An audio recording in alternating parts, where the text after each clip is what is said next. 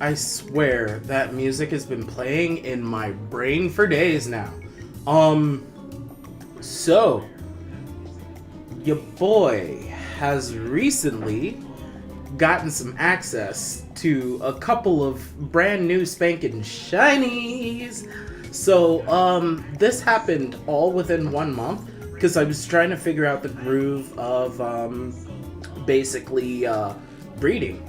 And while I was doing that, I got bored and started hanging out in the trophy garden. So I think I might have secretly found something epic. So we're gonna go ahead and switch up the sound so that you guys don't get double tapped.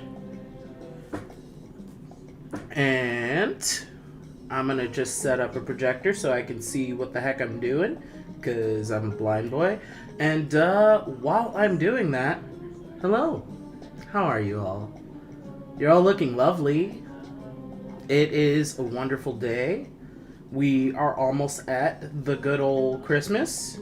That's super hype. And as the children say, poggers. And yeah, I am planning on working on my team. So, like I said, let me get this projector finished here. Boom. I'm also gonna check my sound really quick just to make sure you guys are getting the best audio experience, you know what I mean? That's still finicky.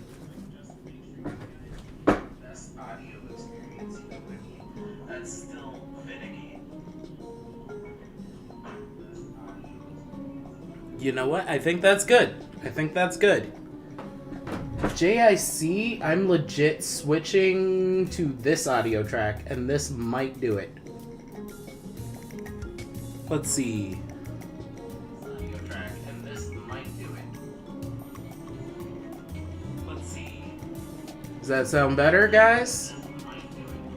I have to wait until I hear myself, because slight reality delay. Does that sound better, guys? I have to wait until I hear myself, because slight...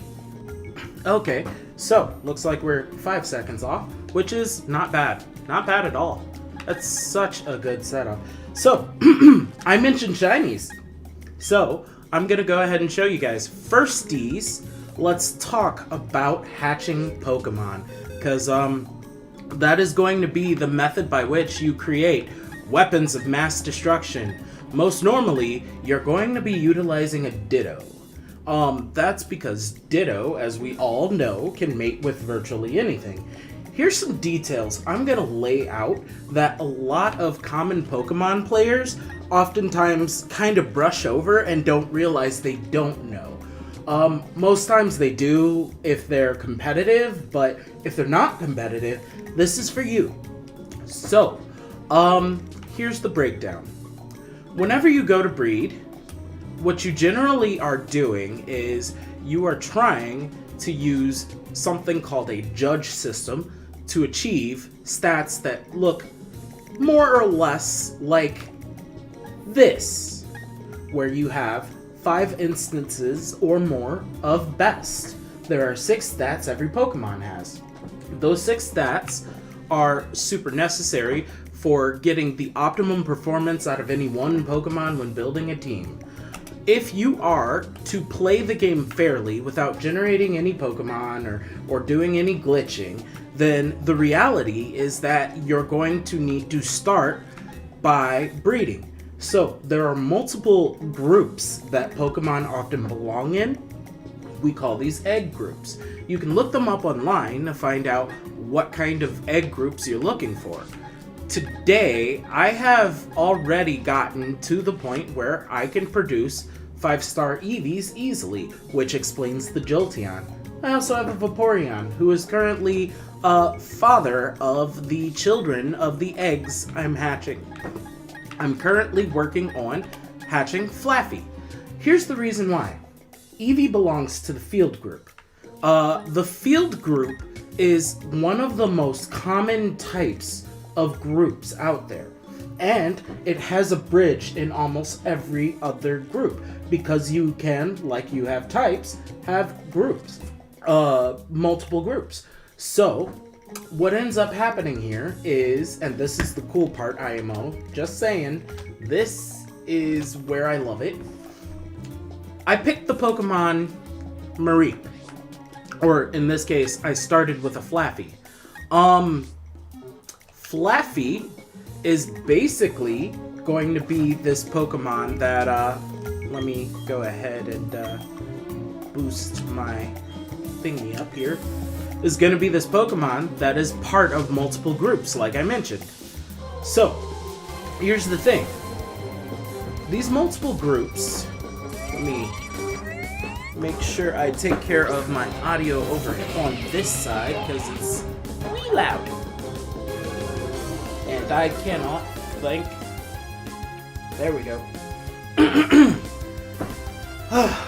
Like I was saying, these Pokemon groups all kind of bridge together with these multiple types, and this is how you're able to get breeding to happen in the first place. That's why it's super cool, because by breeding Mareep, I now have a Pokemon that is both in the Monster Egg group and the Field Egg group, which opens the door to all sorts of other Pokemon, such as, for example, Gibble, which allows for Garchomp, which is one of the more powerful of the Pokemon out there.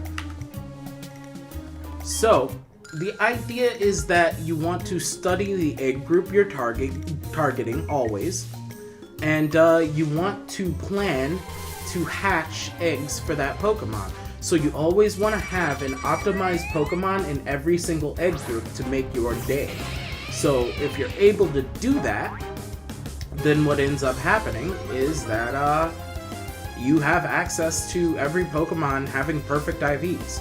Then after that, the long road, which is training and planning your moves. If you're not cheating, then, or let me say, if you're not cheating and or data injecting, then the reality is you're going to have a limited number of certain TMs and HMs you get access to. So you're going to want to learn ways of passing down moves. That's the next thing. So I don't really have a explanation prepared for egg moves other than telling you that an Everstone doesn't just pass down natures. I believe it assists in the process of passing down egg moves as well. So, lot of Pokemon breeders out there may not realize, the female is always the one that carries the gender. Unless you're dealing with a Ditto and a male. Then the male is the one that carries the gender. Ditto never carries its gender. What am I doing? I just killed it. Why did I kill it? What did I do that for? Well, actually, I wasn't really too hyped for Kricketune to begin with, because Kricketune is just okay. So, I'm actually going to let this end, even. You know what? The chain's still rolling. Why would I waste a good chain? We're at 3. We're at 3. Look at this. 3! Alright, fine. We're fighting.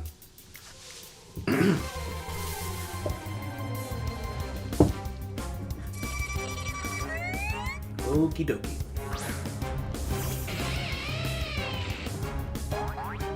Here we go.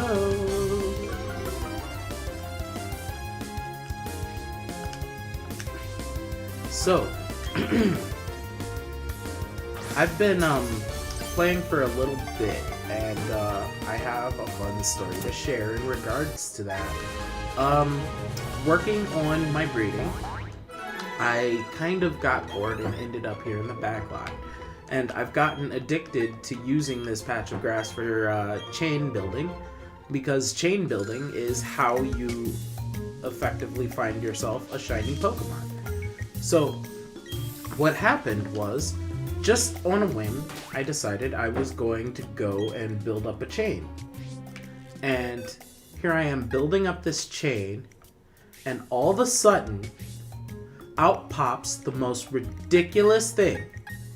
On chain 2, I kid you not, chain 2, this thing. I named it Pikachu for obvious reasons. It just popped out of nowhere and said, "I will destroy you and bring demise to your children." And I said, you will get hyper-trained. Because, let's face it, Raichu, amazing fake-out mon. And if I can manage to, get this one competitive, I'm going to use it, for sure. No, it can't surf. Whatever. Who cares? Then we turn around, and we have this happen, like, a week later. 2 weeks later. So, out of nowhere, we're getting a bird that is shiny. I was like, okay, whatever. Let's chain some, whatever this thing is, Staravia, because we only remember Staraptor, right? So, this one just was sitting back and just out of nowhere. Boop. So yeah, I am now up 2 shinies in BDSP, Au Natural, and ironically in this same area, on the same number of chains, which is totally spooky. I think it's spooky.